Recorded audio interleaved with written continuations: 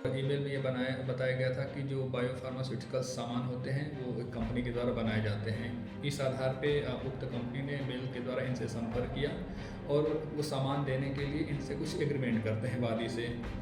Advance के तौर पे वादी के द्वारा तकरीबन 1 करोड़ 11 लाख रुपए ले भी लिए जाते हैं, लेकिन सामान की डिलीवरी इनको समय से नहीं की जाती है। इसके बाद वादी को जब सामान नहीं मिलता है तो उसके द्वारा फिर से शिकायत दर्ज कराई जाती है।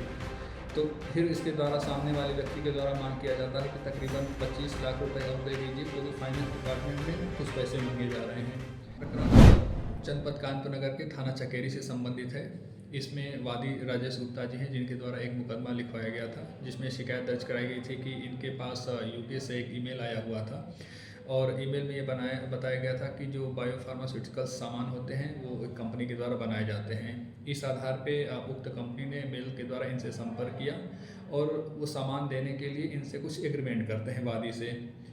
एडवांस के तौर पे वादी के द्वारा तकरीबन 1 करोड़ 11 लाख रुपए ले भी लिए जाते हैं, लेकिन सामान की डिलीवरी इनको समय से नहीं की जाती है। सामान की डिलीवरी करते समय बीच में इनके द्वारा जो भी दूसरे पक्ष होते हैं, जो अपने आप को यूके की कंपनी बता रहे थे, उनके द्वारा एडमिनिस्ट्रेटिव चार्जेज, कन्वर्जेशन चार्जेज और ट्रेवलिंग चार्जेज के आधार पर जो है तमाम तरह के इसमें कारण बताए जाते हैं और लगभग 70 लाख रुपए वादी से और ले लिए जाते हैं। इसके बाद वादी को जब सामान नहीं मिलता है तो उसके द्वारा फिर से शिकायत दर्ज कराई जाती है। तो फिर इसके द्वारा सामने वाले व्यक्ति के द्वारा मांग किया जाता है कि तकरीबन 25 लाख रुपए और दे दीजिए, क्योंकि फाइनेंस डिपार्टमेंट में कुछ पैसे मांगे जा रहे हैं। इसके बाद वादी के द्वारा आगे पैसे न दिए जाकर उसने सीधे थाना चकेरी में अभियोग पंजीकृत कराए और साथ ही साथ क्राइम ब्रांच में भी उसने एक शिकायत दर्ज कराई। इस शिकायत के आधार पे क्राइम ब्रांच की टीम और स्थानीय पुलिस के सहयोग से इस पर कार्रवाई की गई। कार्रवाई के क्रम में 3 अभियुक्तों की गिरफ्तारी की गई। तीनों के नाम इस प्रकार से हैं।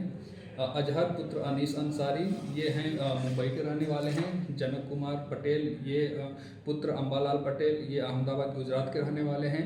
रमेश कुमार जायसवाल पुत्र रामभान जायसवाल, ये जिला सीधी मध्य प्रदेश के रहने वाले हैं। 3 व्यक्तियों की इसमें गिरफ्तारी हुई थी।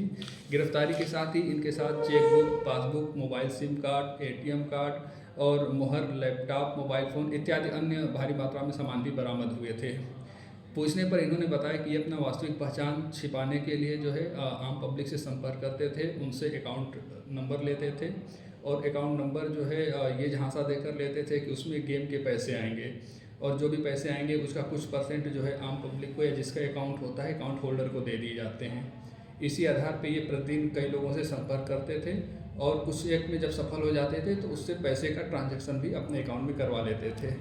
साथ ही साथ ये अभियुक्त इसी आधार पे जो है इन अभियुक्तों के द्वारा विभिन्न तरह के जो है इस तरह से ठगी के भी प्रकरण किए गए हैं।